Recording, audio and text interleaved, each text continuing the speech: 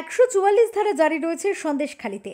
সে কারণে শুক্রবার পুলিশ প্রশাসনের পক্ষ থেকে সেখানে প্রবেশ করতে দেওয়া হলো না বিজেপি মহিলা মোর্চার প্রতিনিধি দলকে। ধামাখালীতে পুলিশের সাথে ধস্তাধস্তিতে জড়ান রাজ্য মহিলা মোর্চার সভানেত্রী ফাল্গুনী পাত্র সহ অন্যান্যরা। সন্দেশখালীতে যেতে না পারায় এদিন ক্ষোভ প্রকাশ করেছেন ফাল্গুনী পাত্র। এখানকার পুলিশ যেতে দেবে না, এটাই তো স্বাভাবিক। এদের কাছে আপনি কী আশা করবেন? যারা সন্ত্রাসবাদী আর পুলিশ এক হয়ে থাকে, যারা মিলে রয়েছে, আজকে সাধারণ মানুষের উপর অত্যাচার করছে, তারা যেতে দেবে? ওদের আসলিয়াত সামনে আসবে না? প্রাণভোমরা লুকিয়ে আছে ওখানে, কী করে যেতে দেবে আমাদের? 144 দ্বারায় 5 জন যেতে পারে না? যেতে তো পারে। তৃণমূলের যারা নেতারা তারা কি করে যাচ্ছে? তখন 144 ধারা থাকে না? শুধু বিজেপির বেলায় 144 ধারা, তাদের নেতাদের বেলায়, অন্য বেলায় নেই? যখন সাধারণ মানুষের কথা জানতে যাবে সেই জন্য।